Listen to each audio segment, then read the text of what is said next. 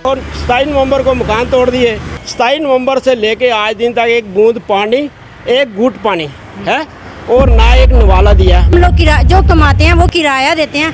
बोलो भैया हम खाएंगे क्या? कह रहे हैं कि हम देंगे देंगे, देना दूना कुछ नहीं है। इन्होंने हमें आज दिन तक इन्होंने वो लॉलीपॉप ही दिया है, जो लॉलीपॉप आज दिन तक देते ही आए हैं। सर उसके बाद जो है जब हमारे मकान टूटे, किसी ने नहीं हमसे पूछा, ना किसी ने हमारे लिए कुछ किया, ना हमारी किसी ने हेल्प की। घर से बाहर निकला हूँ तो मकान मालिक बोलता है कि कहाँ जा रहे हो सरदार जी। मैं बोला कि आपके किराए का इंतजाम करने जा रहा हूँ। कहते हैं जी कोरोना है, आप बार जाते हो। मैं कहाँ जाऊँ यार, मुझे पैसों की ज़रूरत है। मैं किससे मांगूँ, क्या करूँ, किससे भीख मांगूँ? अगर ये बोलते हैं तो मैं यहाँ पर भीख मांग लेता हूँ।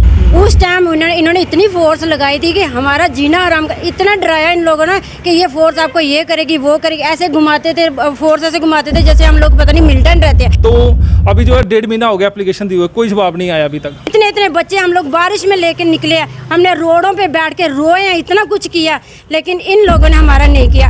2019 नवंबर के महीने में जम्मू एयरपोर्ट एक्सटेंशन के लिए सरकार ने ज़मीन अधिग्रहण की थी और आपको मैं बताऊं कि ये पीछे जगह थी। यहाँ पे स्टेट लैंड पे लगभग 29 लोगों के घर थे जो कि 1947 से यहाँ पर रह रहे थे। तमाम लोग रिफ्यूजी थे, लेकिन बहुत लंबे समय से यहाँ पर एक प्रक्रिया चल रही थी कि एयरपोर्ट का एक्सटेंशन होना है और यहाँ पर जो घर हैं लगभग 60 घर, 29 घर यहाँ स्टेट लैंड में थे, बाकी घर जो 32 थे वो पीछे की तरफ हैं। ये तमाम घर जो एयरपोर्ट के बीच में आने थे।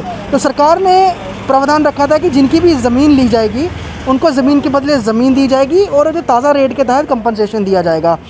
बारिश के समय में हमें याद है, हमने भी वो कवर किया था। बारिश के समय में यहाँ पर एडमिनिस्ट्रेशन आया था भारी भरकम पुलिस बल लेकर और जितने भी घर थे उन्हें यहाँ पर डिमोलिश कर दिया गया था। जो लैंड दी गई वो डिस्प्यूटेड थी, लोग वहाँ पर गए नहीं, यहाँ से बहुत दूर थी। और उसके बजाय अब लगभग 8 महीने हो गए हैं, अभी तक कोई भी इनको ना ही ज़मीन मिली है ज़मीन के बदले और ना ही कंपनसेट दिया गया है।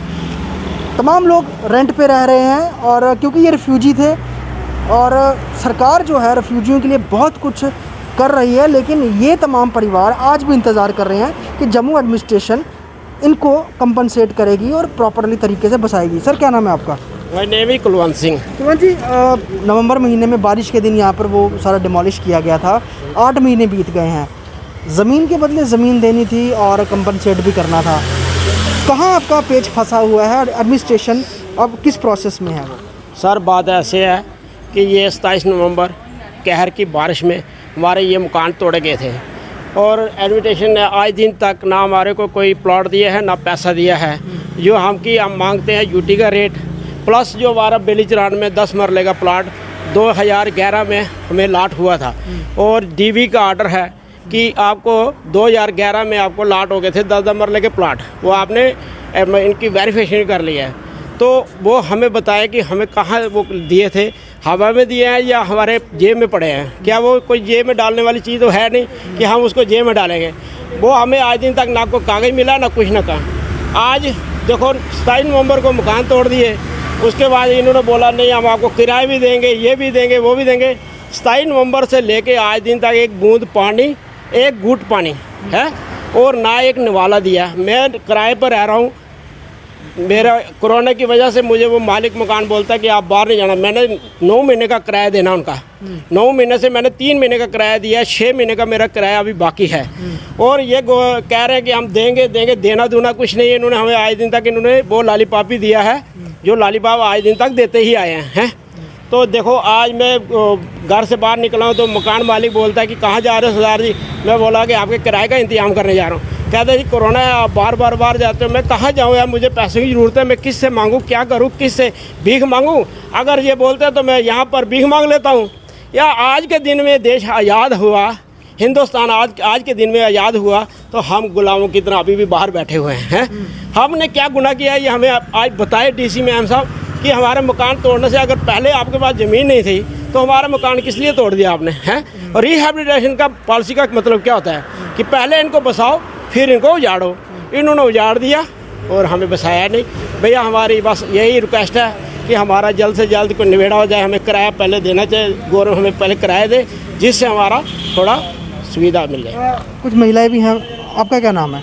मेरा नाम गुरमीत कौर है। गुरमीत जी, मुझे बताइए कि किराया कई लोग हैं जो दे पा रहे हैं, कई नहीं दे पा रहे हैं। बहुत ऐसे लोग भी थे जिनकी आमदनी बहुत कम थी।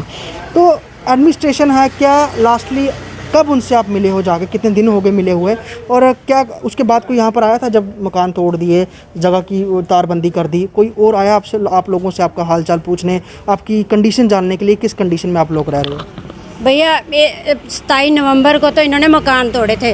उस टाइम इन्होंने इतनी फोर्स लगाई थी कि हमारा जीना हराम कर, इतना डराया इन लोगों ने कि ये फोर्स आपको ये करेगी वो करेगी, ऐसे घुमाते थे, फोर्स ऐसे घुमाते थे जैसे हम लोग पता नहीं मिलिटेंट रहते हैं।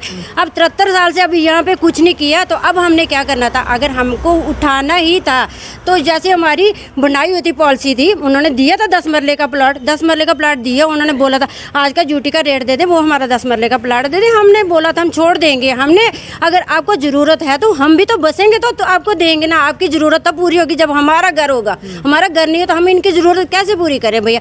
अब हमारा इधर तो था कोई इतना अमीर कोई नहीं था, सब दिहाड़ीदारी था, कोई दुकान करता है, कोई कुछ करता है। हमारी खुद की दुकानें थी, हम किराया लेते थे, घर में थोड़ा बहुत सिलाई कर लेते थे, हमारा सर्कल चल जाता था, तो किराए से बचते थे। अब हम लोग जो कमाते हैं वो किराया देते हैं।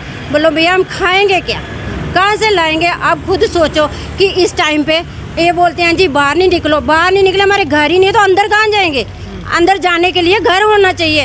हमारा घर तो इन्होंने तोड़ दिया, हमें फुटपाथ पे लाके खड़ा कर दिया। घर नहीं है तो अंदर कहाँ से जाए? हम तो फुटपाथ के लायक भी नहीं रहे, हमारी ज़िंदगी ही क्या है? इतने इतने बच्चे हम लोग बारिश में लेके निकले, हमने रोडों पे बैठ के रोए हैं, इतना कुछ किया, लेकिन इन लोगों ने हमारा नहीं किया। लेकिन जो लोकल लीडरशिप है वो पहले पूरे मसलों को देखती है, वो आगे रिप्रेजेंटेशन देती है, तब जाकर बात जो है हाई लेवल तक पहुंचती है।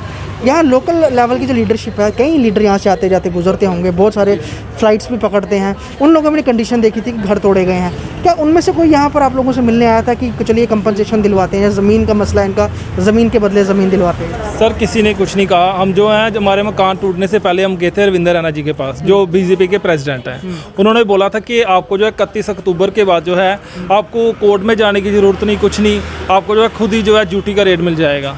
आपका जो है 4% पैसा जो बढ़ जाएगा, आपका जो 4 गुना हो जाएगा आपका पैसा जो है। आपको कहीं जाने की ज़रूरत नहीं, आपको प्लाट भी मिलेगा, क्योंकि अभी जो है बीजेपी का राज आ गया। पर सर उसके बाद जो है जब हमारे मकान टूटे, किसी ने नहीं हमसे पूछा, ना किसी ने हमारे लिए कुछ किया, ना हमारी किसी ने हेल्प की। हमारा जो है रोज़गार के साधन बिल्कुल ख़त्म हो गए हैं सर। अगर हमारे पास रोज़गार के साधन नहीं होंगे, हम किराया कहाँ से देंगे, हम खाएंगे कहाँ से?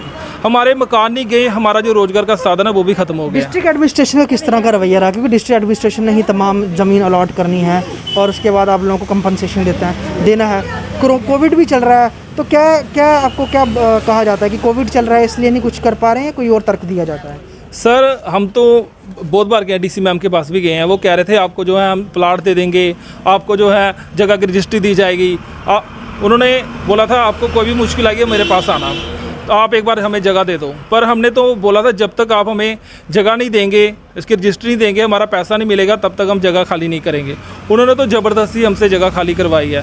अब जब मिलने जाते हैं, हमने तो एक एप्लीकेशन भी दी थी इसके लिए कि हमारा जो कंपनसेशन है वो जो है रिलीज़ किया जाए यूटी रेट के अकॉर्डिंग, और उस हमें जगह के कागज़ दिए जाएँ, और उसके बाद रेंट के लिए भी बोला था कि हमें रेंट भी दिया जाए। हम रेंट कहाँ से पे करेंगे? तो अभी जो है 1.5 महीना हो गया एप्लीकेशन दी हुई, कोई जवाब नहीं आया अभी तक।